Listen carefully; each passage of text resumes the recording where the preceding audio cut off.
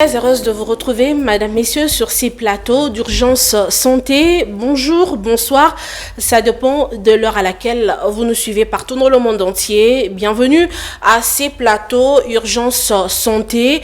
Aujourd'hui, nous allons parler de la recrudescence de violences conjugales pendant les confinements. Alors, pour ce faire sur ces plateaux, je veux recevoir deux invités.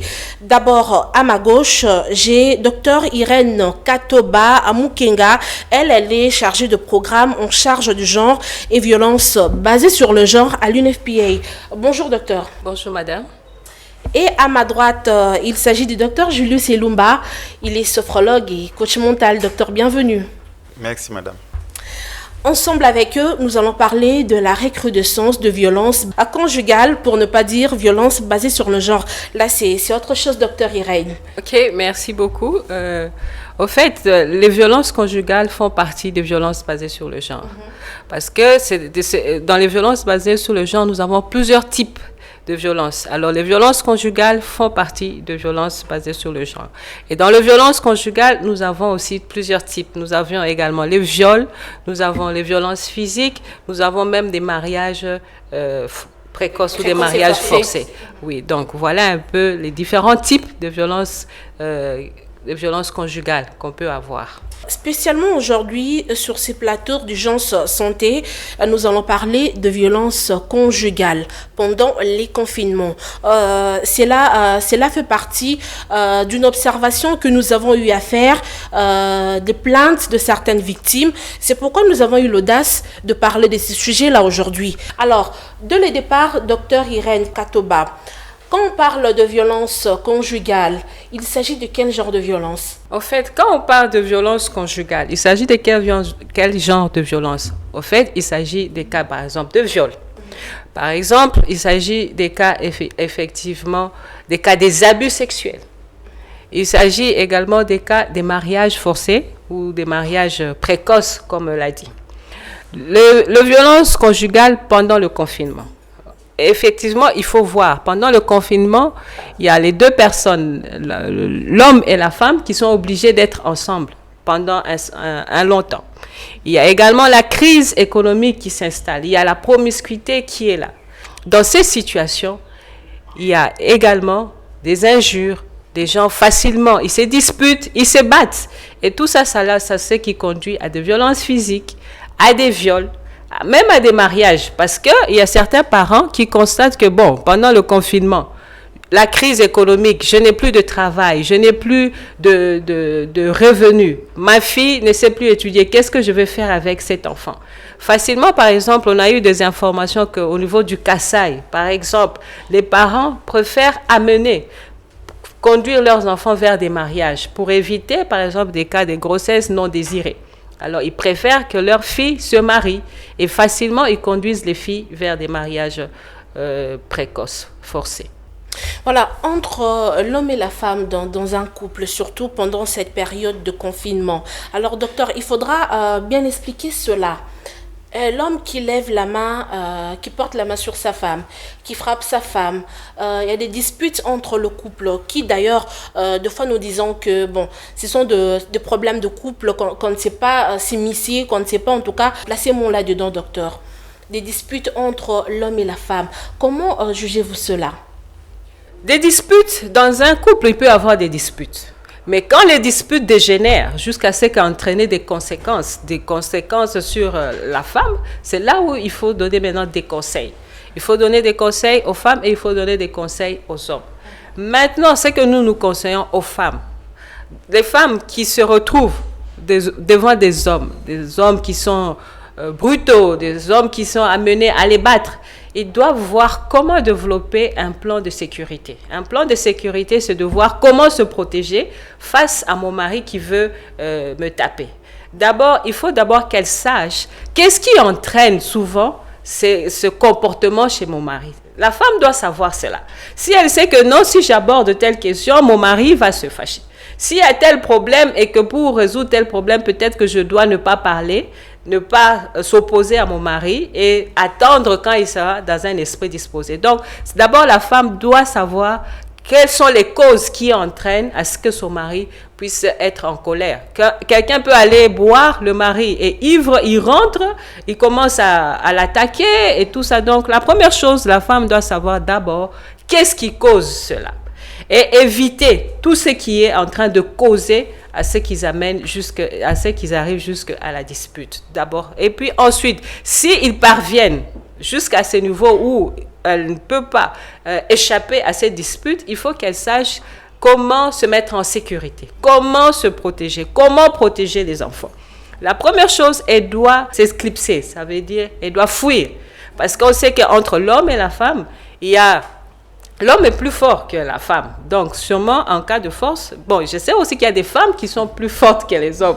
Mais en général... Qui battent même leurs hommes. Et qui battent même les hommes. Mais en général, la femme n'est pas aussi forte que l'homme. Oui. Donc, la première chose, après avoir identifié les causes et tout ça, éviter, mais elle a évité, mais ça n'a pas pu. Il faut qu'elle puisse fuir.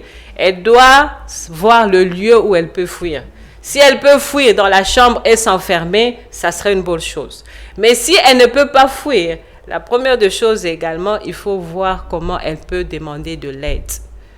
Parce qu'elle peut appeler, soit un voisin qui est à côté qui peut venir l'aider. Voilà, merci beaucoup Dr Irène Katoba. Je rappelle que vous êtes chargée de programme en genre et violence basée sur les genres à l'UNFPA. Et à ma droite, nous avons Dr Julie Selumba. Docteur, pendant les confinements, nous sommes confrontés à plusieurs réalités, entre autres le stress qui est en permanence, surtout dans les couples, déjà deux personnes qui n'arrivent pas à s'entendre en temps normal. Souvent en Europe, c'est ça. Il y a l'homme qui sort à 12 heures, il y a la femme qui sort à 18 heures. Ils se rencontrent qu'au lit. Alors, ces gens-là qui se retrouvent au même endroit et il y a le stress qui s'installe, docteur. Comment gérer cela? Dans un couple ou dans un foyer, ce sont des humains, des êtres humains. Je vais récapituler un peu ce que c'est les stress. Les stress, nous avons souvent cru que le stress, c'est l'extérieur. Non. Le stress, c'est l'ensemble des réactions que nous développons face à une situation qui nous met en danger, qui nous déséquilibre. Et l'être humain, lorsqu'il se sent frustré, en danger, devant une situation qui le déséquilibre, il définit deux stratégies. Le stress nous pousse à deux stratégies, fuir ou combattre. Lorsqu'on est devant un danger, il y a un lion qui surgit ici, vous n'aurez qu'à l'attaquer ou à fuir. C'est automatique, on ne réfléchit pas. J'insiste sur ça, c'est automatique. C'est tous les humains qui passent par là. C'est qu'on a deux stratégies, fuir ou combattre. Et c'est bien pour nous, peu importe la stratégie. Et c'est ce qui se passe dans nos foyers. C'est-à-dire que la femme, lorsqu'elle est stressée, lorsqu'elle est dans des situations de déséquilibre, elle définit ces deux stratégies. Elle choisit automatiquement. L'homme aussi de même. Maintenant, je vais illustrer par un exemple. En temps normal, parce que là on parle du confinement, je rentre en temps normal. Imaginez un homme qui est stressé à la maison. Peu importe les arguments, je ne vais pas donner des détails, mais il se trouve dans une situation d'inconfort. C'est ça qui provoque le stress. Cet homme-là va choisir soit de fuir ou de combattre. S'il choisit de combattre, il va s'en prendre aux gens de la maison, à sa femme, aux enfants. Je donne un exemple. Un papa qui veut regarder les matchs, mais les enfants veulent regarder autre chose. Ça lui déséquilibre. Il va choisir soit de les combattre. C'est-à-dire, il va s'imposer, il va s'asseoir au salon, mettre les matchs. Les enfants vont fuir, vont aller dans les chambres, ils sont déstabilisés parce que papa combat. C'est ça, les combats. C'est-à-dire, il s'impose. Mais il peut aussi choisir de fuir. C'est-à-dire quoi? Il laisse les enfants regarder. Lui, il va regarder à la terrasse de la cité. Ce monsieur-là, lorsque sa femme le met dans l'inconfort, soit il les combat, il les corrige, il dit non, il ne faut pas faire ça, il commence à appeler, il peut appeler la famille, il tient des réunions, il discute ici, ça, c'est une stratégie de combattre. Mais il peut aussi définir la stratégie de fuir. C'est ce qui se passe souvent dans le couple. Le monsieur, comme il est dans une situation d'inconfort, il va aller passer du temps avec ses amis à l'extérieur, peut-être trouver aussi une copine. C'est pas qu'il aime cette copine-là, psychologiquement, il fuit. Et c'est pour ça qu'il trouve là, vous défendez les hommes? Je ne défends rien, je vous dis la réalité, je suis sophrologue. C'est ça c'est automatique. Oui. C'est-à-dire, lui, il croit qu'il y a des hommes qui vous disent, non, moi j'aime regarder les matchs avec des amis. En réalité, ce n'est pas ça. Il fuit la situation, il laisse la télé aux enfants ou à la femme pour suivre Novela, c'est comme ça. Vous comprenez? C'est automatique. La femme aussi, la même chose. Une femme qui se sent dans l'inconfort, déstabilisée, stressée à la maison, va choisir soit de fuir ou de combattre. S'il doit combattre, il va s'imposer, il va parler à son mari, discuter, se chamailler. Si elle doit fuir, elle va souvent être absente à la maison. Elle va passer son temps à l'église. Oh non, moi j'aime prier, elle est dans les jeûnes et prières. Non, c'est une stratégie de fuir. C'est pas qu'il aime Dieu. Je vous dis, c'est ça mon travail. C'est automatique, on ne choisit pas. Les gens se rendent compte lorsque je reçois des clients, je leur explique, lorsque je parle à quelqu'un, je lui dis voilà la stratégie qu'il utilise. C'est que chacun a des stratégies qu'il utilise. Maintenant, la femme là qui a l'habitude d'aller chez les amis, chez ses copines, aller vendre au marché pour ne pas rester à la maison, en contact avec son mari qui le stresse. Le monsieur là qui est habitué à passer du temps dans des restaurants, rentrer à la maison à 23h pour éviter cet affrontement-là, se retrouver seulement peut-être au lit. Maintenant, pendant le confinement, c'est-à-dire qu'il a un mécanisme qui le stresse déjà. Parce que moi, j'ai l'habitude de suivre les matchs avec les amis. Maintenant, le confinement m'oblige de rester à la maison. Je dois suivre les matchs. Qu'est-ce qui va se passer? C'est l'agression. C'est-à-dire que je vais m'imposer brutalement parce que ce n'est pas la stratégie que j'utilise naturellement. C'est que le stress, pendant cette période de confinement, nous augmente effectivement des violences. Pourquoi? Parce que déjà le coronavirus stresse. Parce que c'est un phénomène qui fait peur, ça tue, c'est grave et ceci. Et puis on vous confine, vous vous retrouvez dans une situation d'inconfort, c'est aussi le stress. Et d'habitude, vous avez déjà le stress peut-être avec votre femme ou votre enfant ou votre mari. Et voyez ce que ça crée. C'est-à-dire que ce sont des réactions automatiques. Parfois, la personne qui fait cette violence-là ne sait pas qu'il est violente. Il croit qu'il se défoule. Et c'est à ce moment-là que je rejoins ce que le docteur disait tout à l'heure. Il faut arriver à identifier les causes. Mais nous, en sophrologie, nous disons, il faut d'abord arriver à identifier les stratégies que les gens utilisent avant. C'est que chaque femme, moi je conseillerais aux femmes de savoir quelles sont les stratégies que mon mari utilise avant. Par exemple, vous vous contentez, non, mon mari, les histoires là, lorsque nous regardons les films, mon mari aime aller regarder les matchs avec ses amis. Il faut savoir qu'il fuit. Maintenant qu'il est confiné, justement, il va définir un mécanisme qui risque d'être agressif par rapport à vous. C'est que c'est très important d'identifier la stratégie que le mari utilise ou la femme, et puis de savoir les causes, parce que pour trouver des solutions, la première chose, si vous comprenez le mécanisme, vous pouvez les gérer. Si vous savez que pour que mon mari se mette en colère, il y a ça, vous pouvez l'éviter. Voilà, alors docteur, qu'en est-il des hommes qui de nature sont agressifs, des hommes que certaines femmes arrivent à maîtriser, à supporter pendant la vie courante. Et maintenant, nous sommes pendant les confinements, nous sommes confinés, on ne travaille plus, nous ne sortons plus, nous passons presque toute la journée à la maison, docteur. Et ces hommes-là continuent à violenter leurs femmes. Alors, vous donnerez toujours la faute au confinement ou c'est autre chose, docteur? Par rapport aux solutions, moi, en tant que sophrologue, je ne suis pas d'accord pour dire qu'il y a des hommes violents. Non. Il y a des hommes. Ce qu'on voit, c'est l'extérieur. Nous sommes comme des ordinateurs. Nous avons des disques durs qui nous commandent. Les comportements, nous appelons, ce sont des symptômes de surface. Ce que quelqu'un fait, il est commandé, il le fait automatiquement. Parfois, il ne sait pas. Parfois, il sait aussi. Mais ce qui est important ici, c'est la prévention. La prévention, parce que parfois même cet homme-là ne sait pas qu'il agresse sa femme. Lorsqu'on s'assoit là en famille, il s'étonne même que c'est devenu un problème. Je sais il y a des gens qui savent non, je vais l'agresser. Il le fait aussi peut-être, mais parfois, moi je le dis, très souvent, les gens ne savent pas qu'ils sont entrés dans un mécanisme de stress. Je peux vous donner des exemples ici, ça nous prendra beaucoup de minutes. Je reviens pour vous dire que ce qui est important, c'est connaître la personne. Vous dites bien, vous êtes déjà en foyer. C'est que toute femme devrait passer le temps à comprendre les mécanismes de son mari. Qu'est-ce qui l'amène à faire A? Qu'est-ce qui l'amène à faire B? Qu'est-ce qui l'amène à faire C? C'est le premier secret. Parce que là, vous pouvez déjà commencer à éviter. Mais de deux, il ne faut pas aussi provoquer. Il ne faut pas provoquer. Parce que, vous savez, dans ce confinement, il y a aussi des gens qui se croient qu'ils ont gagné, d'autres qui se croient qu'ils ont perdu. Ça stresse aussi. Et cette femme-là qui se disait, ah voilà, tu passais ton temps là maintenant, il faut aller maintenant. Tu vois, tu ne sais plus y aller. Des petits mots comme ça peuvent déclencher d'autres réflexes automatiques. Nous sommes des êtres qui réagissent. Moi, je préfère dire aux femmes de bien connaître leur mari pour les gérer. Même s'il est violent, comme vous le dites, même s'il est fort. En tout cas, moi, je sais que la femme est capable. Aussi longtemps qu'ils sont en couple, il a aimé comment? Ils se sont retrouvés là-bas comment? Ça, c'est des problèmes qui surgissent. Moi, je sais qu'une femme est capable de gérer tout le temps. Mais les secrets, d'abord les connaître. Je viens de donner un programme ici, fuir ou combattre. Si tu connais déjà que mon mari utilisait la fuite, maintenant qu'il est coincé ici, il risque de me combattre.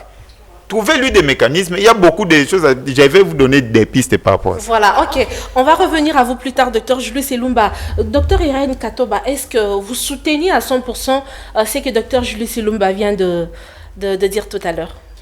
Bon, je pense qu'on a dit à peu près la même chose. Oui, on a dit que la première des choses dans un couple, si un mari est violent, la première des choses, c'est voir la cause.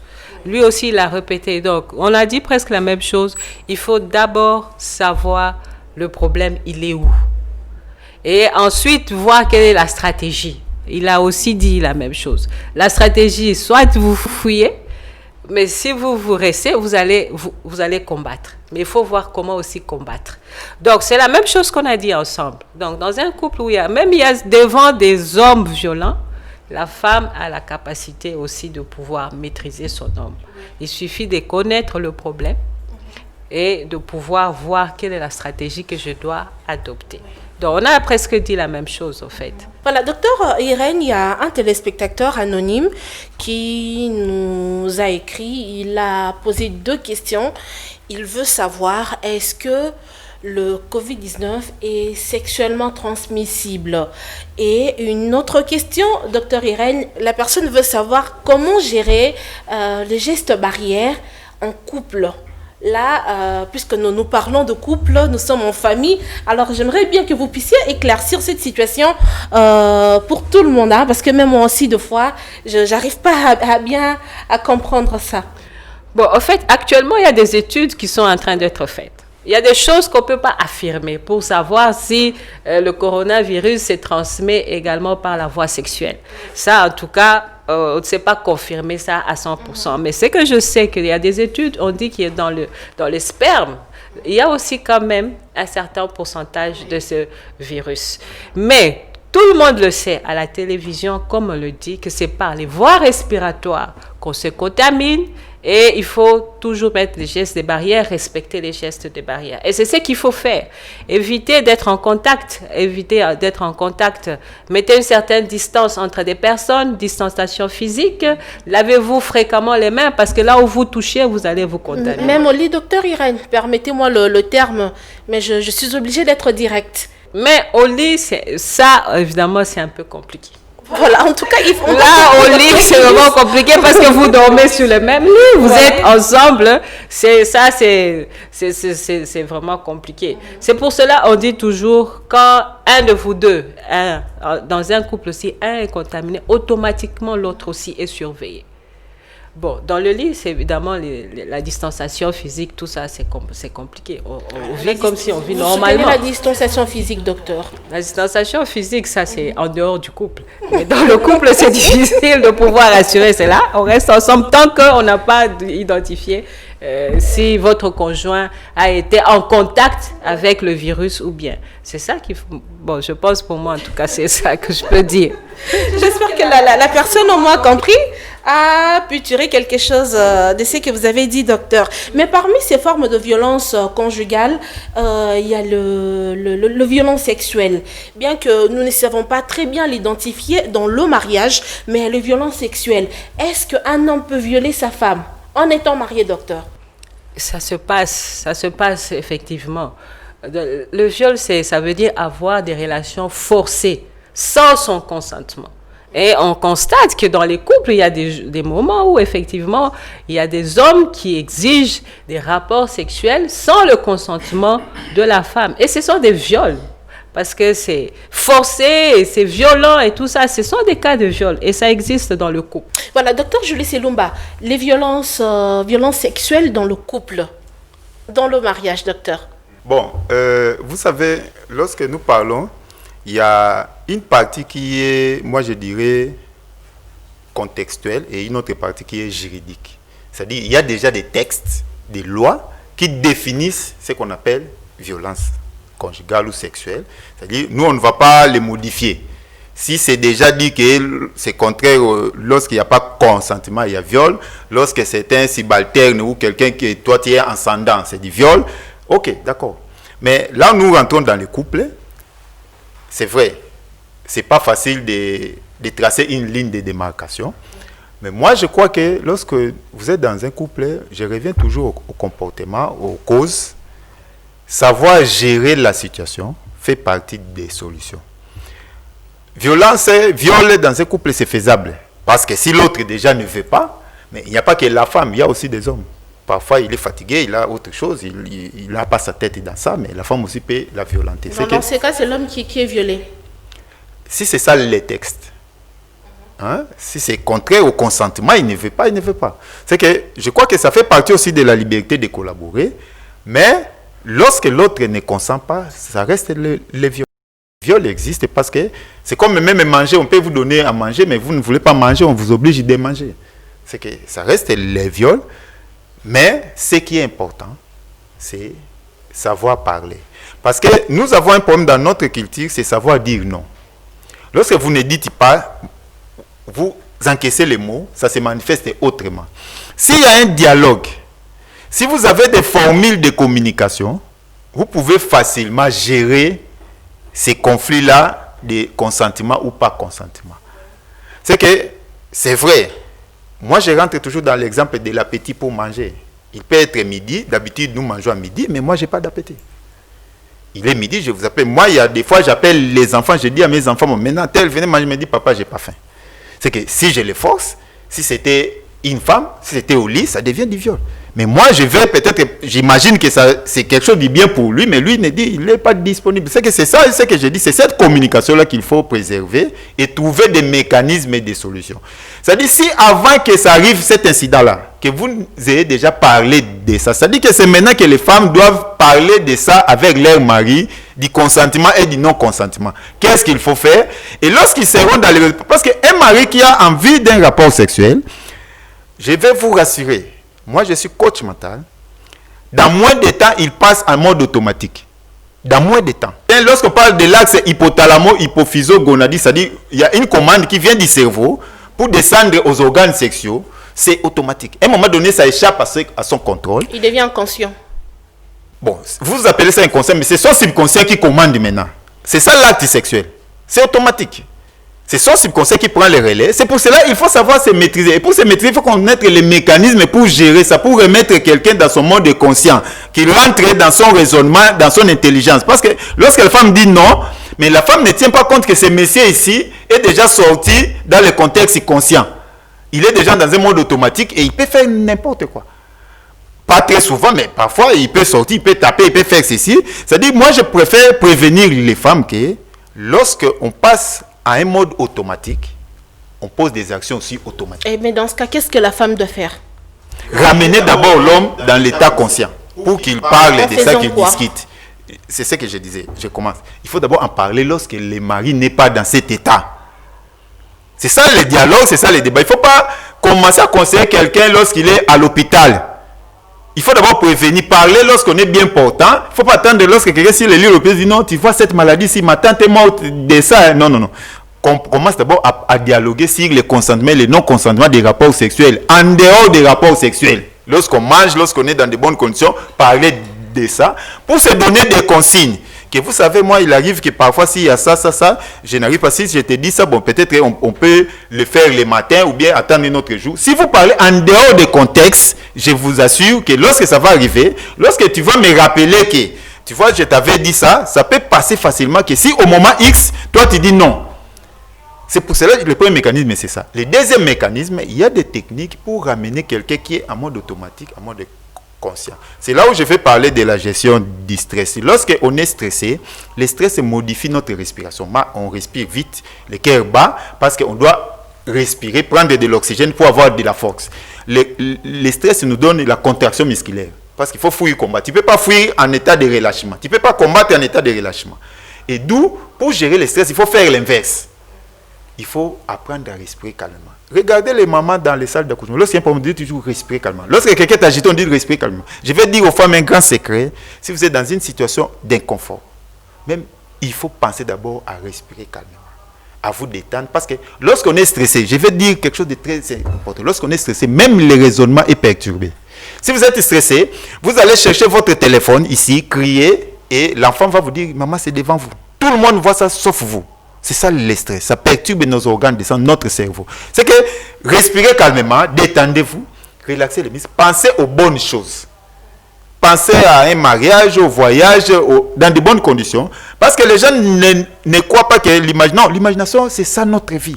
Si je vous dis ici dans cette salle que chacun passe à un citron, il suffit de penser à un citron, de le couper en morceaux, de mettre dans la langue, vous allez saliver ici, vous allez sentir, alors que le citron n'est pas là. C'est que si vous voulez sortir d'un état de stress, pensez aux bonnes choses, à quelque chose de positif pour vous détendre.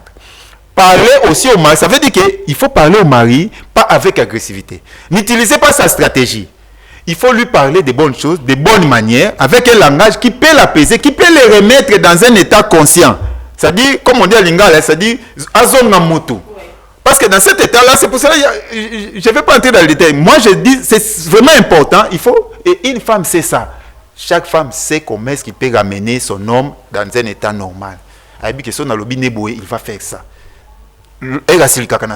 Utilise ça. C'est ça, c'est pour ça que je dis qu'il faut prendre des stratégies dans l'état normal. Il ne faut pas attendre lorsque vous avez des problèmes.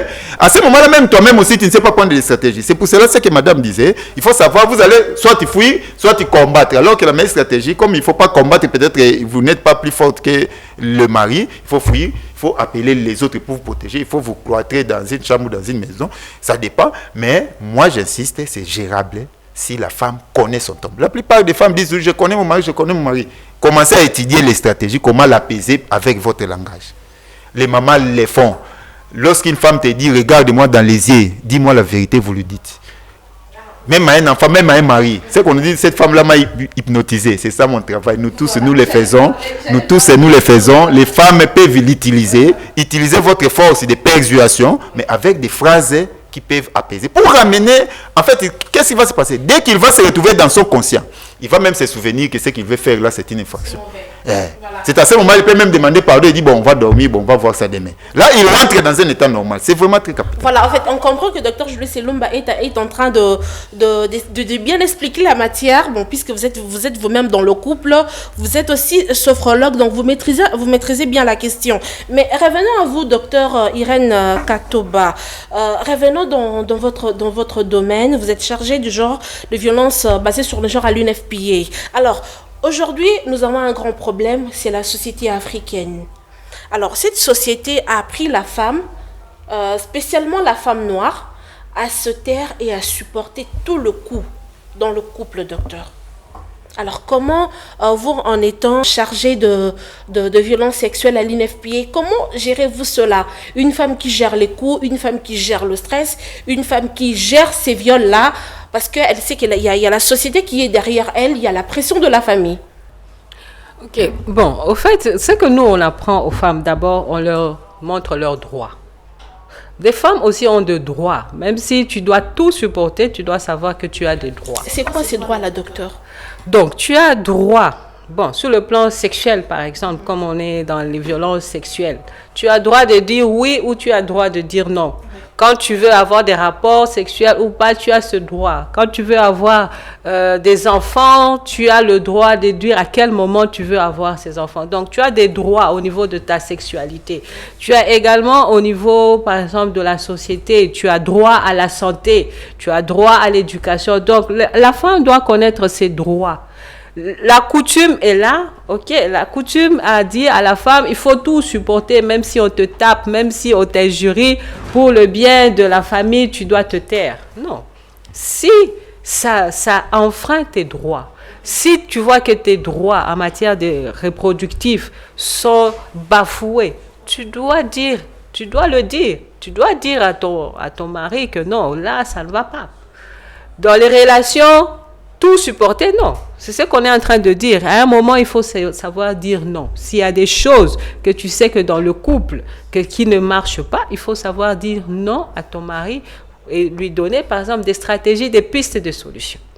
Au mari également, nous leur enseignons, nous parlons de la masculinité positive. Oui, un homme aussi, la culture a appris que c'est toi le chef de famille, c'est toi qui dois tout commander, c'est toi qui dois s'imposer.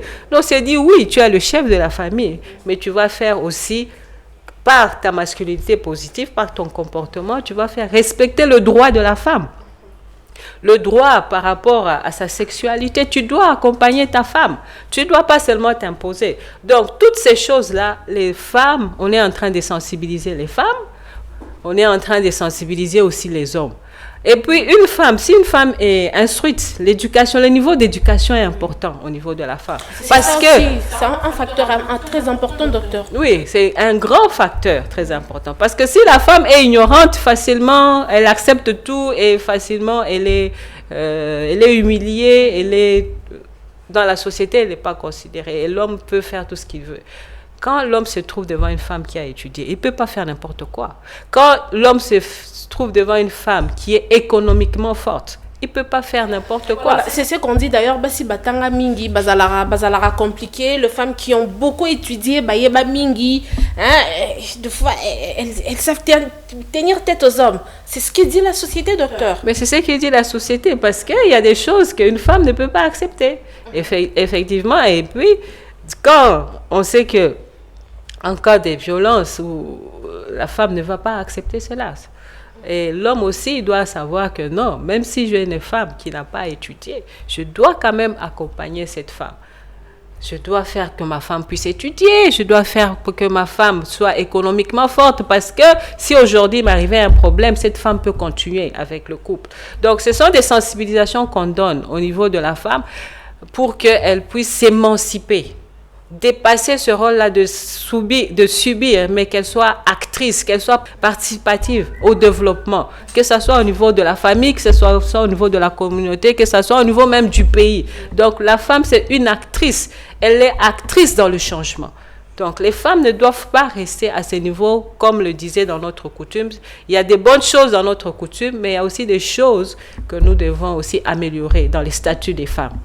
Voilà, puisque vous avez évoqué un point très important, bien qu'on a prévu d'aborder cela dans nos prochaines émissions, le problème de la contraception, docteur. Ça pose un petit souci au niveau de couples qui n'arrivent pas à bien gérer la contraception. Souvent, c'est la femme qui va à l'hôpital voir son gynécologue. Voilà, docteur, moi je veux ceci, je vais utiliser telle méthode pour espacer les naissances. Mais apparemment, c'est un débat que certains couples n'arrivent pas à aborder facilement comme ça. Ça pose problème. Au fait, ça pose problème si on ne l'aborde pas dans le couple. Parce que quand vous voyez le terme, c'est planification familiale. Ça veut dire que c'est quelque chose qui doit être planifié au niveau de la famille, entre l'homme et la femme. Effectivement, il y a des hommes qui sont ignorants sur certaines choses, mais il faut les informer, il faut les sensibiliser. Parce que si la femme prend une décision seule pour dire que moi je vais prendre la contraception sans pour autant informer le mari, ça va poser un problème. Si la femme, au niveau par exemple de la consultation, elle voit le médecin lui dit non madame, voilà pour ta santé, tu dois espacer voilà les méthodes. Quelque chose, c'est informer le mari et prendre son homme et l'accompagner même dans l'unité de planification. Comme ça, ensemble, ils écoutent les informations. Je ne pense pas qu'il y a des hommes, peut-être que c'est parce qu'ils ne comprennent pas. Mais si on les informe, on les sensibilise, ils doivent comprendre que pour la santé de la femme, il faut utiliser telle méthode. Pour le développement de ma famille, il faut que j'utilise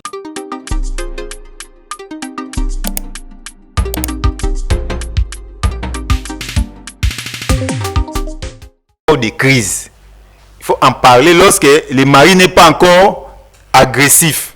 Lorsqu'il ne passe pas dans cet état-là de chercher la main. Non, il faut d'abord, parce qu'à un moment donné, il y a des temps où une personne est dans la brutalité. C'est que profiter de ces moments-là pour parler avec des termes apaisants. Oui. De deux, comme nous avons dit, il n'y a pas que la femme qui doit prendre conscience des réactions du mari pour les gérer et prendre des stratégies. Non, il y a aussi l'homme. L'homme est dans un foyer, nous sommes des êtres sociaux. Vous n'avez pas intérêt à être agressif, à être violent vis-à-vis de votre femme, vis-à-vis des enfants. Peut-être vous le faites de temps en temps sans le savoir, mais prenez aussi des précautions, des dispositions pour ne pas le faire. Nous n'allons pas passer notre temps à dire aux femmes de faire. Non, il faut aussi revenir à l'acteur principal, au fautif. S'il est fautif, parce que s'il le fait, il doit prendre des dispositions parce qu'il sait que non, ce que je fais là, c'est mauvais. C'est qu'il faut arriver aussi que je demande à nos amis hommes de prendre conscience de leurs actes. Lorsque vous continuez à faire des mauvaises choses, sachez y remédier. Les conseils, nous tous, nous avons besoin de conseils. Demandez à la femme s'il n'arrive pas à gérer son homme, de chercher secours. Demandez de l'aide. Il y a des experts à la matière. Même aussi à l'homme. Je vais donner un exemple. Il y a des hommes qui consultent pour dire que je vais arrêter de fumer. Je n'arrive pas. Il paye la consultation, il voit tel, il n'arrive pas. C'est-à-dire que fumer là, c'est devenu dans un mode automatique. C'est la même chose aussi. Il y a des hommes aussi qui sont passés dans la violence comme ça. Il peut comprendre, il peut chercher, mais à un moment donné, il reprend. Il faut demander de l'aide. Demander de l'aide, ce n'est pas une faiblesse, c'est vraiment une solution de vie. Ce n'est pas pour nous sommes des êtres solutions. Je vais demander aux hommes, si vous savez que d'habitude, vous fouillez les stress de la maison, j'insiste sur ça. Vous aimez aller suivre les films, les matchs ailleurs, rester avec des amis dans des terrasses, aller voir des copines ailleurs, c'était des stratégies de fuite. Maintenant que vous êtes confiné, vous ne savez plus les faire, il faut définir d'autres activités. Adonnez-vous à la lecture, adonnez-vous à enseigner les enfants pendant cette période ici. Trouvez-vous des occupations qui peuvent éviter que vous puissiez retourner dans un mécanisme d'agression. C'est pour ça qu'il faut planifier la journée. Voilà. Le coronavirus n'a pas que des mauvaises choses, ça a beaucoup plus de positifs. C'est ça que moi j'appelle coronavirus. On se retrouve en famille. Il faut parler. Passe du temps ensemble. Voilà. C'est cette partie-là aussi. Si la femme et l'homme les planifient bien, je crois que ça serait déjà le début pour réduire le stress et réduire la violence. Voilà, docteur Irène Katoba, nous parlons de votre matière. C'est ce que vous faites tout le jour à l'UNFPA. Alors, comment faire pour délier les langues de ces victimes de violences sexuelles, ces femmes qui sont violentées tout le jour? Vous avez suivi le témoignage de l'une d'elles qui n'a pas pu dévoiler son visage parce qu'elle a peur de la société, elle a peur de la famille, elle a peur de son entourage, docteur. Alors, comment procédez-vous vous utilisez quelle méthode pour délier les langues de ces femmes-là? Au niveau de l'UNFPA, nous avons au fait des stratégies. Nous avons des stratégies d'abord dans le cadre de la prévention et des stratégies dans le cadre de la réponse. Dans le cadre de la prévention, on doit d'abord sensibiliser la communauté pour que les gens sachent d'abord c'est quoi une violence. Parce qu'il y a il y a des femmes qui ne savent même pas que quand là-bas c'est un cas de viol ou de violence. Elles trouvent que c'est normal. Elles trouvent que oui, elles trouvent que non, si ton mari ne te bat pas, c'est pas normal, il t'aime pas. Il y a certaines femmes qui pensent que non, se battre c'est une manière de manifester l'amour, des choses comme voilà, des preuves d'amour. Oui, des preuves d'amour, et que mon mari me tape et tout ça. Non, on donne d'abord des informations aux femmes. C'est quoi la violence? Comment l'éviter? Et là, nous travaillons avec les associations, les associations féminines, nous travaillons avec les relais communautaires, donc des structures à base communautaire pour donner d'abord l'information, c'est quoi la violence sexuelle. Et puis, on donne maintenant pour dire comment il faut éviter cette violence sexuelle. On donne des stratégies pour éviter les violences sexuelles.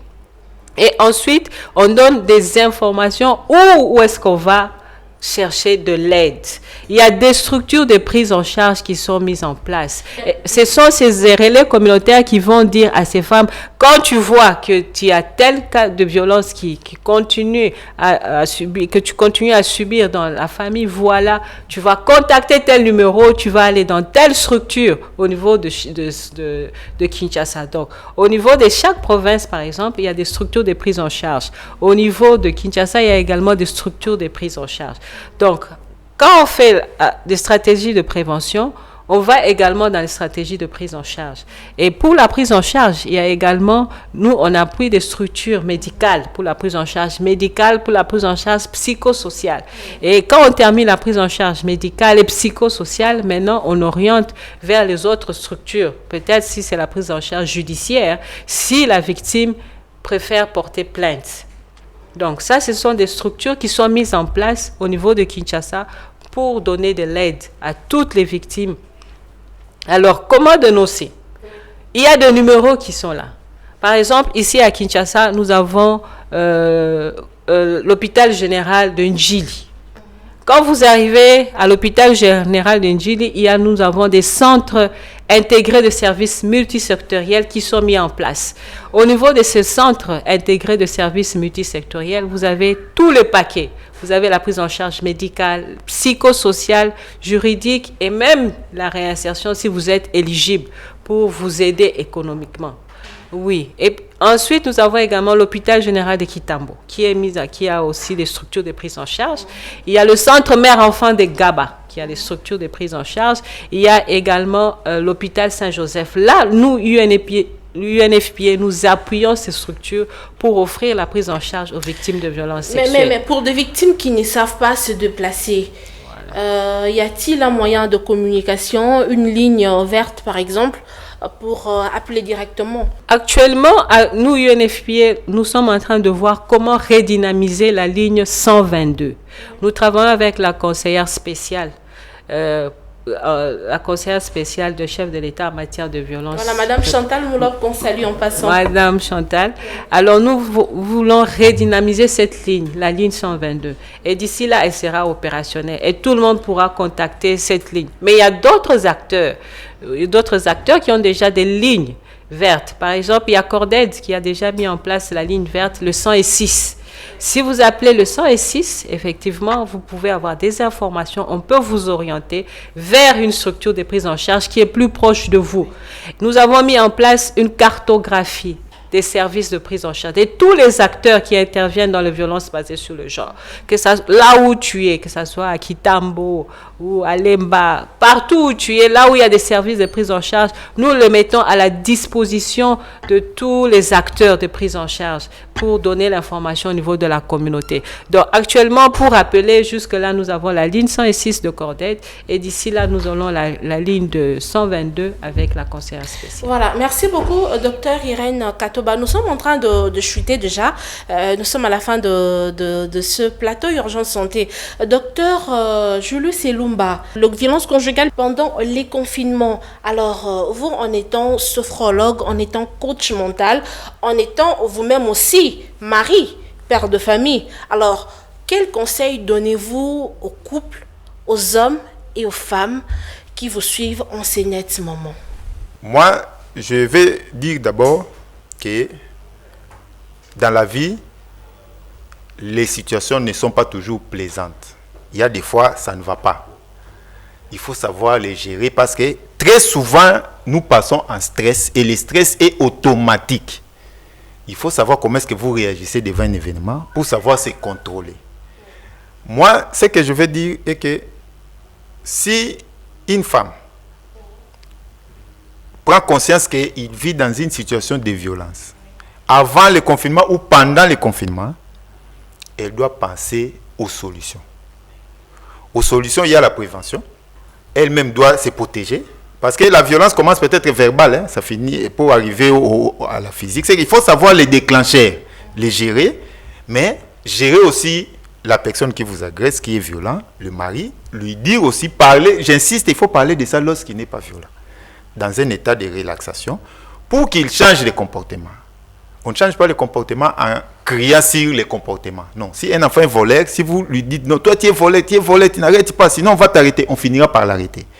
Si tu dis à ton mari, tu es violent, il sera violent, il va continuer à te violenter. C'est qu'il faut lui dire que toi, tu es un bon mari, je t'aime beaucoup. Il faut lui ramener dans ce que toi, tu veux. Je vais dire quelque chose de mental. Hein.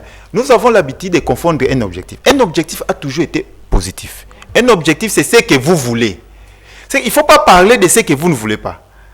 Il faut parler à votre mari de ce que vous voulez. Si vous le répétez, il va passer en mode de ce que vous voulez. Au monsieur aussi, au mari, nous sommes en confinement, nous gérons déjà le coronavirus, vous êtes en famille, je crois que c'est le moment aussi de passer du côté positif. Prenez conscience que maintenant, là, je vais profiter de ma famille, de passer au dialogue, parler aux enfants, occupez-vous.